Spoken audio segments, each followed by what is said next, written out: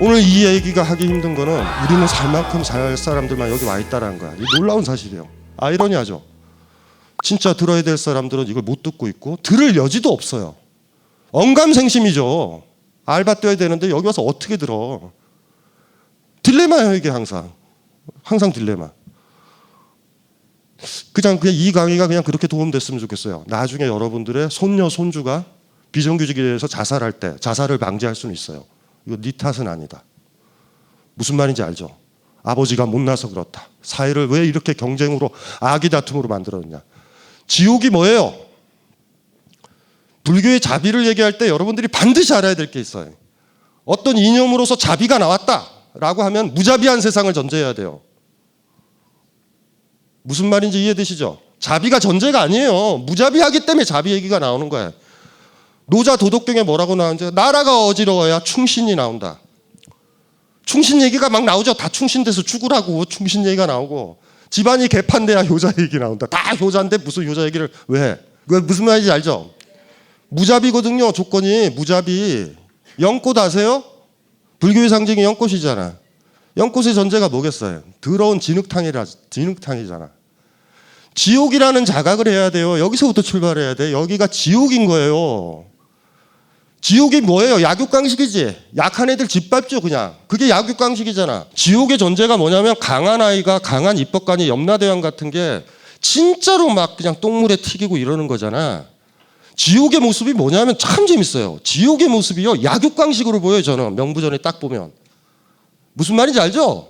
물론 정당화는 하죠. 그들은 나쁜 애니까 혀를 뽑아가지고 뭐야 발설지옥 같은데 혀 쭉 뽑아가지고 혀에 밭을 갈잖아. 저는 아마 발설지옥이 있으면 갈 거야. 네가 구업이라고 그러죠. 네가 말로서 사람들을 힘들게 했다. 그래서 혀를 쭉 뽑아가지고 저 같은 경우는 아예 그냥 수천만 평으로 늘려가지고 아마 할 것 같아. 근데 거의 약육강식이죠. 못 벗어나잖아. 판관들이 다 강한 사람이잖아. 근데 돌아보면 우리 세상이 그렇잖아요. 지옥 아닌 곳은 뭐예요? 강제로 뭐 당하지 않는 곳이에요. 함부로 하대 안 받는 곳이란 말이야. 근데 우리 세상이잖아요. 지옥과 여기의 모습이 같아. 저는 이제 우리가 이제 조계종이 이제 선종 계열이잖아요. 선종 계열. 정확하게 선종인데 뒤죽박죽이에요. 사실 구조적으로는. 뭐 대웅전도 있고 뭐 그러고 옛날에 어디더라 어느 암장가에 가봤더니 대웅전에 그 저기 석가모니불을 없앴어요. 그 참선하는 참선방으로 만드신 스님이 계셨는데 스님들이 부처인데 그 대웅을 없앤 거야. 그래서 내가 그 스님한테 존경한다 그랬어요. 존경하는데 사찰이 나올 수도 있다. 위험한 짓을 하셨다. 뭐 그렇게도 얘기했는데 또 제가 제 강연의 특징이 삼천포로 가요. 중간중간에 약간 이상한 데로 간다 그러면은 기억은 해놔야 돼요. 얘가 어디서 길이 빠졌나. 그거 얘기하려고 그랬다. 지금 제가 뭐 얘기해야 돼요? 지옥을 얘기했잖아요. 지옥. 제가 제일 좋아했던 게 중국에서 제일 어려웠었던 시절에 불교가 굉장히 번성해요. 그게 수나라 당나라 시절이야. 완전 개판이었죠. 왕조 한화가 교체되고 막 싸우고 이러니까 민중들이 도탄에 빠진 거죠. 그때 사실 우리가 순서로는 천태, 하엄, 선종 이렇게 배우지만 당나라 시절 5세기, 6세기 때는 세 가지가 거의 같이 있었어요. 그중에 제가 제일 기억하는 건 천태종이에요. 천태종. 법화경 아시죠? 지금도 좋아하시잖아. 그 법화경이 자기들의 핵심 경전인데 지옥 같거든요. 지옥. 걔네들은 진짜 지옥이에요. 수나라 시절에는. 무슨 말인지 알죠? 천태종의 제가 매력적이었었던 게 그게 뭐냐면 지옥인데 여기다가 연꽃을 피우겠다라는 거예요. 지옥이니까. 시궁창이니까. 무자비한 세계니까 자비를 심겠자라는 거예요. 너무 강렬한 거예요. 너무 셌어요. 그거 자체가. 수나라 당나라 교체할 때 막 난리가 아니었거든요. 유도 아니었죠. 불교가 가장 셌을 때가 언제인지 아세요? 혼란기고 지옥 같은 세상이에요. 지금이 사실 불교가 부흥할 때예요. 우리나라가. 진짜 부흥할 때라니까요. 개판이잖아. 애들 자살하고. 저는 스님들 만나서 이렇게 요새 스님들이 출가를 많이 안 하고 뭐 이런 걱정을 할 때 업보라고 그래요. 업보. 스님들이 좋아하는 업보다. 젊은 아이들을 얼마나 많이 품어줬냐 지금. 무슨 말인지 알죠? 제가 누누이 얘기했잖아요. 사랑으로 가면 사랑으로 오고 미움으로 가면 미움으로 오는 거죠. 그게 빨리 오냐 늦게 오느냐의 차이죠. 남한테 해코지를 많이 하면 남한테 해코지를 빨리 받거나 나중에 받거나 아이 함부로 대하면 당장 아이가 저항하면 그나마 행복한 거다. 할아버지 할머니에 대해서 임종 직전에 아이가 복수한다? 기회되고 엄마가 그때 연탄집게로 나를 팼지? 뭐 이 얘기할 때 할머니로서 좀 당혹스럽죠. 저희 어머님은 저를 연탄집게로 때렸어요. 그래서 어머님한테는 얘기를 안 하고 있어요 지금. 어머님은 지금 그걸 모르세요. 근데 연세가 되시니까 과거를 다 날조하신다? 저를 금지 오격 키웠다고 생각하시는 그러려니 해요. 그냥 아직도 기억나요. 연탄집게로 맞았던 그 기억. 옛날에 연탄집게 젊은 친구 연탄집게로 맞아봤어요? 우리 연탄집게로 맞아도 우리는 망가지지 않았어. 연탄집게가 부러지거나 얼마나 세게 때렸으면 그래. 그때는 제품이 안 좋았을 수도 있어요. 어쨌든 지옥이에요. 지옥에 대한 자각을 합시다. 거기서부터 출발해야 되는 거야. 지옥에서 연꽃을 피워야 된다라는 거야. 지옥에서 연꽃을 피워야 되는 거야. 지옥인데 어떻게 연꽃을 피워요? 이런 생각이 들잖아. 나 살기도 힘든데. 이래서 수행이라는 게 필요한 거예요. 그래서 힘들다라는 거예요. 사찰이 있고 정각이 있고 뭐 승가대학이 있고 동국대가 있어가지고 불교도가 탄생하는 건 아니에요. 그래서 힘든 거예요. 그래서 수행이 필요하고 그래서 우리가 스님들을 존경하는 거예요. 지옥인데 저 사람만큼은 지옥이 아닌 거야. 저분을 보면 지옥이 아닌 희망을 보는 거예요. 그런 희망 보죠? 가정사는 지옥이고 남편이 개패듯이 패고 막 이러고 애들도 저항하고 막 게임하고 난동을 부리는데 그나마 사찰 들어가니까 어떤 희망이 보이지 않아요? 그쵸? 밥도 좀 웬만하면 주고 어디 가서 돈 내고 먹어야 되는데 별거 아니에요. 지옥이라는 자각서부터 출발을 해야 된단 말이에요. 이건 진짜 중요한 것 같아. 그래서 수행이 고귀한 거예요. 이곳이 지옥이기 때문에. 지옥인데 지옥 아닌 세상을 스스로 온몸에 담아내야 수행자는 완성되고 온몸으로 스스로 자유로워진 다음에 지옥에서 벗어나서 인간답게 됐을 때 인간답게라는 것도 얘기하면 안 된다. 인간세가 지옥이니까 약간 성스럽게 되고 신적으로 되었을 때 그때 되면 얼마나 불쌍해 보이는지 아세요? 다른 사람들이 아직도 아기 다툼하고 있는 저 인간들이 지금 내 이득 때문에 아이한테 함부로 대하고 내 아이가 서울대를 들어가면 나는 서울대를 간 아이를 둔 엄마로서 자랑하려고 그러고 애가 진짜 원하는 과는 보내지 않으려고 그러고 이런 모습들 있죠? 막 온갖 가지 모습들. 출발은 거기서부터 시작해야 된다. 그걸 어떻게 넘어갈 것인가 문제예요. 자기가 한 번이라도 스스로 이 지옥에서 벗어나서 약육강식을 벗어나서 자비를 행하는 사람이죠. 그렇게 됐을 때 아기 다툼하는 사람이 뭘로 보여요? 불쌍해 보이고 측은해 보이지. 그래 원효 스님이 자리 이탈을 얘기하는 거예요. 무슨 말인지 알죠? 불교에서 이익이라 하면 자유로워지는 거지. 집착 없고 구속 없고. 무슨 말인지 아시겠죠? 자기가 그렇게 되는 거야. 그렇게 되다 보면 남들이 측은하다고. 제가 우리나라에서 제일 좋아하는 저한테는 뭐 인문학자죠. 원효도 저한테는 인문학자예요. 철학자고 저한테는. 여러분들한테는 좋은 스님이겠지만 원효 스님의 그 금강산매경론을 진짜 좋아해요. 그 책을. 그러니까 우리나라 학자들은 되게 대승기신론 그걸 주로 보는데 왜냐하면 금강산매경론은 너무 라디칼한 데가 있어서 그래. 열반에 이른 사람은 열반에 머물 수 없다라는 그 구절이 저 너무 좋아해요. 열반에 머문 사람은 열반에 이를 수 없다. 수행이 완전히 끝나서 자유로운 사람은요. 그 완전히 끝난 그 평화로운 상태에 머물 수 없다. 왜요? 자기 거를 다 버리고 이 세상을 있는 그대로 보게 되면 고통과 지옥이 보이는데 내 마음은 울게 되는데 과거 수행했었을 때 내가 배고파서 울었고 내 다리가 아파서 울었고 나이 든다고 울었는데 이제 그건 사라졌잖아. 사라지고 나서 완전해지고 보니까 타인들이 다 병들어 있는데 어떻게 열반에 들여? 어떻게 내 마음이 고요해? 내가 마음이 고요하려고 그러면 뭐 어떻게 해요? 무슨 상관 있어? 바깥에는 막 바람이 부는데 난 나무 같은데 얼음처럼 되는 거 아니에요. 완성이. 차라리 수행할 때는 좋았죠. 나 수행이 덜 끝났다고. 수행의 완성은 자비로 나와요. 그래서 어차피 사람 사는 세상의 모습, 삶의 인생의 모습을 제대로 본다면 대표적인 게 뭐예요? 여러분들 다 뒤지잖아. 아파트를 가져서 그렇게 많이 가서 뭐예요? 그래. 연금 벌어서 뭐 하냐고.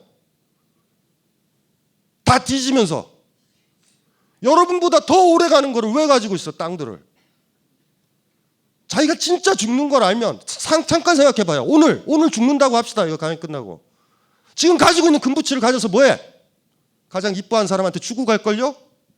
안 그러겠어요? 영원히 살겠다. 그런 착각에 빠져 있어요. 왜 불교에서 무상을 얘기하고 무아를 얘기해? 아주 쉬워요. 뒤진다라는 것만 알면 돼. 아이도 뒤져요. 아이 뒤지는데 왜 이렇게 학원을 보내? 청동상을 만들어요 지금? 영원히 가는? 나가르주나 용수보살은 이렇게 했다고요. 중론에서. 내가 없는데 내가 가진 것이 어디에 있느냐? 무아를 안다라는 거는요. 내가 가지고 갈 수 있는 게 하나도 없는 거야. 내가 가지고 있는 거는 가만히 놔둬도 없어지고 사라지고, 그러니 남한테 줄 수밖에. 성실론이라는 책이 있어요. 소승불교 경제예요. 소승불교. 시다르타가 죽고 나서 이제 정리 들어가는 거죠. 정리. 그 인도는 방언이 많아가지고 정리가 심각해졌어요. 학파끼리 결집이라고 그러죠. 결집. 모여가지고 이렇게 해서 경전이 하나 만들어졌는데, 거기서 그 유명한 삼법인이 처음으로 등장해. 시다르타가 삼법인은 얘기한 적 없고, 제자들이 이렇게 기억나죠? 일체계고 모든 게 고통이다. 제법무아 기억나죠? 이 세상에 있는 모든 존재자들은 영원한 자아, 아트만이 없다. 재행무상 기억나죠? 무상하다. 이 세상이 고통이다. 고통, 무아, 무상, 세 가지라고. 고통이 뭐예요? 지옥이라고. 이 세상이 지옥이라는 것만 알아도 자비의 마음이 생겨. 세월호처럼 물에 빠져 있고 우리 다 죽어간다라고 했을 때 생기잖아. 일체계고를 왜 널널하게 봐요 그렇게? 고통이라고 그랬잖아요. 지옥이라는 얘기야. 이 세상이 지옥으로 안 느껴지는데 어떻게 불교 신자라고 자처해? 이 세상이 지옥이라고 생각해야 그 사람들을 구하지. 자비행이 거기서 나오죠. 무아라고 그랬잖아요.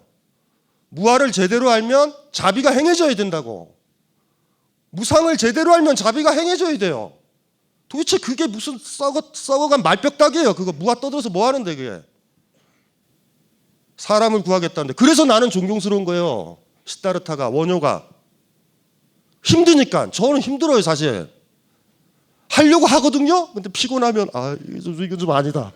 너무 과하다. 막 이런 생각이 들어. 그래서 사실은 머리를 안 깎는지도 몰라요. 머리 깎는다는 게 얼마나 무게감이 있는데. 만만한 게 아니죠. 사찰이 커지면 어떡해? 사찰에 금상이 올라가면 어떡해요? 그 금은 도대체 어디서 나온 금인데? 삼법인 배웠죠? 외우죠? 참불가에도 나오지? 고통이다라는 거 음미 제대로 해보셨어요? 난 살만해. 세상 사람들은 고통스러운가 보다. 이래도 안 돼. 내 자신이 지옥에 있구나. 아이고 아버지인데 아들 하나 낳았다고 저 아들도 감당 못할 자아고 속이 좁아서 애한테 앞풀이를 하는구나. 내가 낳아놓고서 내가 이게 이제 업보를 내가 당하는 거야. 이런 느낌 받을 때 있죠.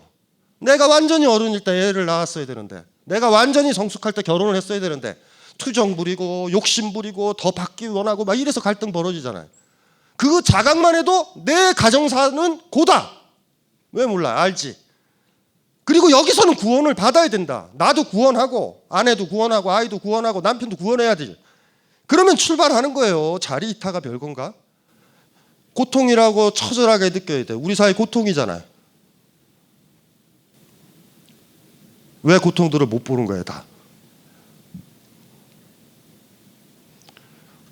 사찰이 일이 많은데, 스님도 그리 많은데, 불교 신자들 이렇게 많은데, 시다르타 여기 딱 오면 뭐라 그러겠어요? 분명히 그럴 거야. 강신주 네가 낫다. 네가 중은 아닌데 내 뜻 비스무리한 것 같다. 불교의 모든 경전은 자비로 수렴되고 자비로 드러나야지 깨우침을 얻은 거예요. 제가 제 앞에 그거 했던 도법 스님을 존경하는 이유, 이렇게 다시 또 이 더운데 또 돌아다니시잖아요. 그 돌아다니는 게 힘든 거잖아. 자기가 힘든 거잖아. 자기가 힘든다라는 게 뭐를 의미하는지 아세요? 누군가한테 주는 거다. 누군가한테 주고 있는 거예요. 내가 누군가한테 뭐를 계속 주면 배가 고프죠. 내 먹을 걸 주면. 스님이 가끔 가다가 화가 나실 때, 사회가 좀 이상해질 때, 스님은 대신 스님이 고통스럽겠지. 재밌지 않아요? 내가 편하려고 하면 남들이 고통스러운데, 내가 고통을 기꺼이 감대하고 힘들어하면 우리는 그 느낌을 받아요. 그것 때문에 우리가 편하다라는 거. 그래서 존경스러워요. 사실 저 같으면 못해요. 그래서 아까 저 스님한테 바빠서는 얘기 못했는데, 하필이면 이렇게 더워질 때 다니시냐. 저 같으면 가을에 출발한다. 이런 얘기를 지금 드리고 싶죠. 그러니까 저는 날라리예요, 날라리. 불교가 가르침이 그래요. 그러니까 넓게 생각을 안 하셔도 될 것 같아. 더 넓으면 여러분 마음이 넓어야 그 넓은 고통도 받을 수 있으니까 그것까진 바라진 않아요. 여러분 자신에 대해서, 가정에 대해서, 가까운 사람들에 대해서 이곳이 지옥이다라는 걸 알아야 돼. 지옥이 펼쳐질 때요. 그래서 우리는 행복한 집안인데 왜 지옥이야? 이러지 말자고요. 원래 지옥이야. 행복이라는 건 서로 은혜에서 가끔 생기는 거구나. 내가 너를 위하고 너도 나를 위하는 그 찰나에 잠깐 생기고 다시 그 은혜가 교감이 안 됐을 땐 다시 외롭고 고통스럽게 가는구나. 그렇게 생각하면서 하루하루 살아가면 될 것 같아요. 그래서 사실은 이게 강연을 이렇게 준비하면서 약간 장난친 거예요. 자본과 자비가 자자가 같잖아. 그리고 본에 비읍이 있고 자비에 비읍이 있잖아. 그래서 이쪽에서 뭐 강의할래요? 그래서 자본과 자비 그냥 이렇게 했는데 항상 그래요. 저는 불교에 희망이 많아요. 굉장히 희망이 많아요. 우리 애한테 이 전통이 있었다라는 거, 그리고 저를 싫어하는 스님도 있지만 저랑 비슷한 생각을 하는 스님들을 만나보면 희망을 느껴요. 굉장히 많은 사찰에 또 다니고 스님들도 만나거든요. 저는 불교가 살아있는 걸 느껴요. 많이. 그리고 많이 자극돼요. 스님들도 괴롭히고. 이게 뭐 하는 짓이냐 이게. 대승불교가 아니라 이건 소승도 이런 소승이 없다. 우리 그런 표현 쓰잖아요. 대승적. 큰 수레잖아. 큰 수레. 큰 수레가 뭐예요? 물론 이건 대승불교에서 만든 거야. 앞 사람들이 소승이라고 놓고 이게 정치적 언사인데 대승이 뭐예요? 큰 수레야. 나만 타는 게 아니라 다른 사람도 태워야 돼. 자, 여러분 인생이라는 수레에 누구 태우고 있어요 지금? 한 명이라도 태우고 있어요? 예를 들면 어미 입장에서 지체부자유자고 남들이 욕할 수 있고 막 침 흘리고 아무데나 똥 누고 뭐 이런 병 걸린 아이야. 기꺼이 데리고 다녀요? 수레에 태워서? 한 명이라도 자기 수레에 태웠냐고. 대승이 있어서 태우는 게 아니야. 그걸 태우면 대승이에요. 거기다 2명 태우면 어떻게 돼? 수레가 더 커지지. 자기가 대승이 돼서 태우는 게 아니에요. 육바라밀 기억나시죠? 여러분들 외우죠? 첫 번째가 뭐요? 보시해요? 보시는 어느 때 빛이 나는지 아세요? 나한테 전혀 갚을 수 없는 사람한테 줄 때 빛이 난다고. 갚을 수 있는 사람한테 주지 않아요? 대충 비슷한 사람? 응? 평화롭게? 예? 무슨 생활공동체 비스무리하게? 왜 보시라고 그랬을까? 보시를 행한 사람은 강제로 알게 된다? 내가 가질 수 있는 게 없구나라는 것들을. 누구한테 주는 거잖아요. 불교에 또 무소유라 그러지. 자본이 소유의 논리로 움직이면 불교는 자비의 정신 무소유지. 왜 무소유예요? 내가 가진 걸 주니까. 무소유를요 게으름이라고 생각하시면 안 돼요. 그런 사람들이 있어 간혹가다. 저는 무소유의 삶을 살아요 이렇게 생각하는 사람들이 있어. 가난해서. 아니에요. 저는 그래서 어떤 책에서도 그렇게 썼잖아. 물을 동사로 해석하라고. 없앤다. 내가 가진 걸 덜어낸다. 없앤다로 봐야 돼요. 그렇잖아요. 무소유를 실천하실 수 있어요? 안 좋은 것만 주지 않아요? 집에 쓰다가 안 입는 옷들 그거는 종량제 봉투에 넣는 건데 그게 주는 거 아니에요. 그거 말고 나한테 진짜 중요한 거. 최근에 산 신상. 옷을 줘도 그걸 줘야지. 알잖아 스스로는. 남들 보기에 그럴듯하게 이거는 쓸만해. 하지만 내가 안 입어. 이거 줘야지? 이런 거 말고. 쌀 있죠, 쌀. 쌀이 다 떨어져서, 조금 있다가 제사도 지내야 되는데 쌀이 다 떨어지는 그 쌀독에 그걸 마지막 긁어가지고 배고픈 사람한테 줄 때 보시에요. 무슨 말인지 알죠? 쌀독이 넘쳐, 갑자기. 쌀이 너무 많이 들어왔어, 친구들한테. 넘치다 보니까 쌀독도 사야 돼. 조금 남아서, 이번에 사찰에 그 쌀을 가져가야지. 어머, 보시? 이러지 않았어요? 진짜 소중한 거 줘봤냐고. 소중한 거 줘봤어요? 자비가 그런 건데? 그래서 육바라밀을 얘기하는 거예요. 이게 난 더 세다고 봐요, 사실. 수행하고 참선하고 뭐 해가지고 무아를 뭐 여러 가지 뭐 있는 그대로 보고 뭐 다 필요 없어. 있는 그대로 보면 뭐가 보인다 그랬어요? 지옥이 보인다고. 있는 그대로 봤더니 법의 꽃이 하늘을 날린다. 이런 구절들 보면 화가 나요. 있는 그대로 보세요. 있는 그대로. 불쾌한 거는 피한다고. 가난한 사람들 피해요. 노숙자 있으면 피해. 직감하거든. 나도 노숙자가 될 수 있으니까. 안 좋은 일 있으면 피해. 안 좋은 일 있으면 봐야죠. 정견이라고 그랬죠. 정견이라는 표현 쓰지. 올바로 본다. 고개 돌리지 마요. 고개 돌리지 마요. 그것까지 포함되어 있는 거야. 바로 봐요. 힘들다고요. 그거 자체가. 그래서 이걸 테마를 잡은 거예요. 자본이 소유잖아. 아주 강력한 소유. 불교는 무소유에 있다고. 어느 자본가가, 사실 아이러니가 뭔지 아세요? 어느 자본가가 불교 신자다라고 하면 우리 시스템에서 걔는 망해요, 회사가. 뭔지 알지? 회사는 불경기인데 고용을 더 들여. 그리고 애들을 뽑으면서 그런 거야. 요번에 50명을 뽑았지만 이것 때문에 우리 아이들은 휴학을 냈어요. 아니, 노동자 입장에서 좀 화가 짜증이 날 수도 있어요. 이건 뭐냐? 이해되죠? 자비를 행하면 죽게 만드는 시스템이야. 그리고 그들은 정당하여 어쩔 수 없다고 사는 게 그렇다고. 우리 회사가 또 스스로 정당한 게 또 이런 거야. 내 회사가 망하면 그나마 있었던 노동자들도 힘들다고 정당화를 해. 사실은 진짜 싫어하는 건 자기가 망하는 거거든요. 힘들지 않아요? 야, 그러니까 불교가 힘든 거예요. 이 지옥 같은 곳에 어떻게 자리를 매김할까? 여러분이 돈 벌고 어떤 분이 돈 많이 벌어서 사업도 할 수 있고 뭐 이럴 수도 있잖아. 그 작업이 너무 힘든 거야. 이러신 분 있어요? 10년 동안 쌈박하게 돈 번 다음에 10년 딱 되는 그날 가장 배고프고 힘든 사람한테 다 준다. 하나도 없이. 하실 수 있겠어요? 굉장히 힘들어요, 이거는. 왠지 아세요? 가난하면요. 우리는 이렇게 주고받을 수 있어. 별로 없기 때문에. 무슨 말인지 이해되시죠? 소유가 굉장히 많아지면 주기가 만만치가 않아. 내가 주더라도 벤치를 줘야 돼, 이제 규모가. 아까워. 무슨 말인지 어렵지 않죠? 가난한 동네에 그나마 애정이 있는 이유가 그거예요. 왜냐하면 줘도 그렇게 티도 안 나. 근데 커져버리면 규모가 이제 커지기 시작하는 거예요. 그래서 오늘 그 테마를 생각한 거예요. 아주 팽팽했으면 좋겠어요. 자본과 자비. 자비의 힘이 압도적으로 빚을 내서 자본을 누구려뜨렸으면 좋겠어요. 진짜. 여러분들이 그 노력을 하게 되면 앞으로 태어날 모든 아이들 있죠. 요새는 애들도 안 낳으려고 그러잖아. 지들도 지옥에 사는데 애까지 풀 패키지로 지옥에 태어나게 할 수 없잖아요. 무슨 말인지 알죠? 이곳이 지옥이라고 느끼는 사람은 아이를 낳기가 만만치가 않아. 희망이 있어야 되잖아요. 여러분들이 불교 신자니까 스님들은 잘 안 하시는 것 같아. 여러분들의 힘인 거예요. 스님들을 막 밀어요, 뒤에서. 무슨 말인지 알죠? 스님, 사람들이 힘든데 지금 하한 거 훅 들어가면 도망가는 거예요. 동강 들어갈 때 못 들어가게 하는 거야. 스님이 앞장서세요. 우리가 무슨 힘이 있어요? 무슨 말인지 아시겠죠? 여러분들의 힘이 제일 센 거예요. 제가 봤었을 땐. 종교 경제학적으로 여러분들이 시주를 하기 때문에 스님들이 먹고 살아요. 그렇기 때문에 힘이 센 거예요. 은근. 무슨 말인지 알죠? 자꾸 스님 이러시면 겨울에 사찰에 난방 안 들어옵니다. 뭐 이런 거.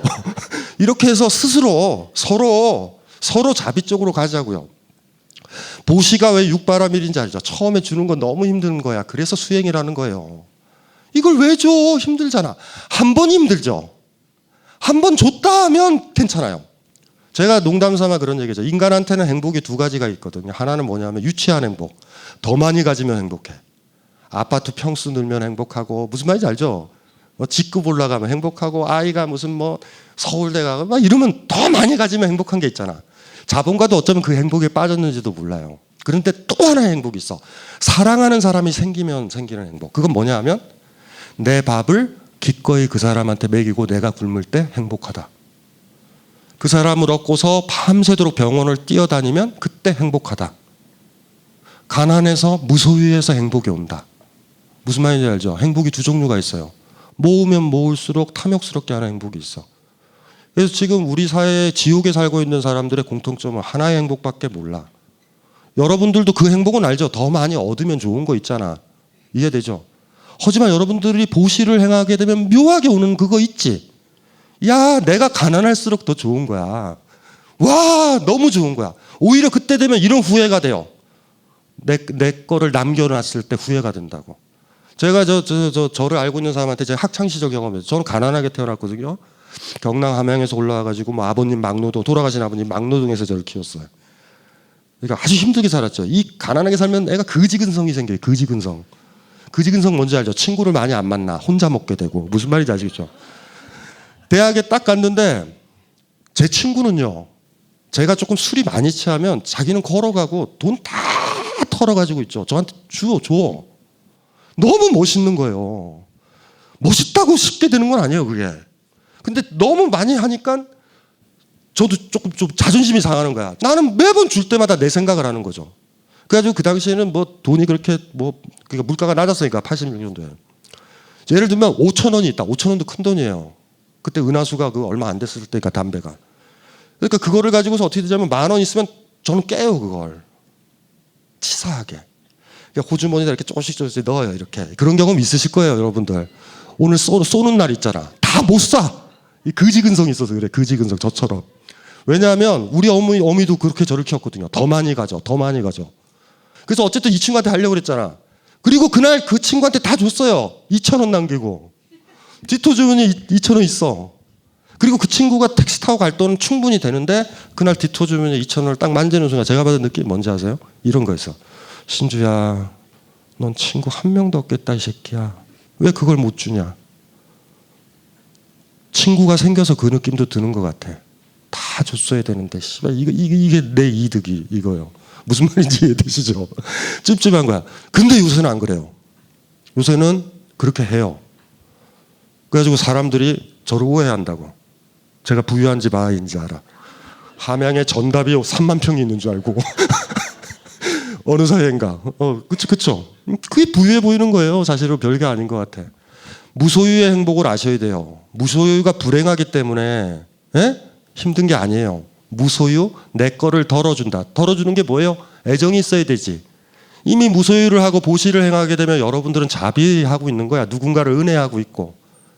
그 두 가지 길이죠. 그 두 가지 길 사이에 어디엔가 있는 거예요. 제대로 보시합시다. 무슨 말인지 알죠? 빈털털이 되게 주자. 거지근성 보이지 말고.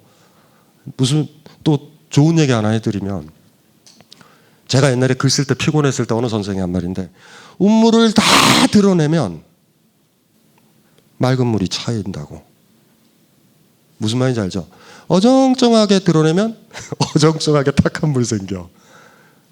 사람이 그래요. 사랑이라는 게 자비가. 한번 보시를 행하시고 다른 사람 도와주는 연습을 하면 할수록 여러분들은 더 맑아져. 맑은 샘물이 있어야 되는데 이 세계가 썩었죠. 아무리 강물이 썩어도 그나마 덜 썩는 이유가 뭔지 아세요? 저쪽 산끄트머리 하나에 쩔 샘물 하나 흐른다? 그것까지 막으면 큰일 날 것 같아요. 여러분들도요. 제가 막 강연해도 세상이 안 바뀌잖아. 처음에 막 좌절했어요. 이렇게 강의를 했는데도 세상은 그대로고 막 이런 느낌이 들을 때가 있는데 요새 와서는 그렇게 생각해. 쩔. 내가 너무 오버했구나. 내가 바다와 같은 물을 분출할 수 있는 사람이 아닌데 내가 할 수 있는 건 쩔. 그 누가 그래서 뭐 하세요? 쩔. 그냥 쩔이야 나는. 그러니까 오바는 하지 마세요. 무슨 말인지 알죠? 갑자기 도법 스님처럼 마음도 안 되는데 또 쫓아간다 그러면은 근육통 오고 무릎 아작 나고 잘못하면은 괜히 그냥 병원에 보시한다고 쓸데없이 자신 없어. 그냥 우리는 어떻게? 쩔. 이게 멈추지만 않으면 돼요. 그게 쩔 나간 만큼 여러분 안에 맑은 기운이 있죠. 맑은 마음들이 맑은 샘물처럼 올라온다고. 그러면 그게 여러분들 얼굴에 드러날 거예요. 근사하게.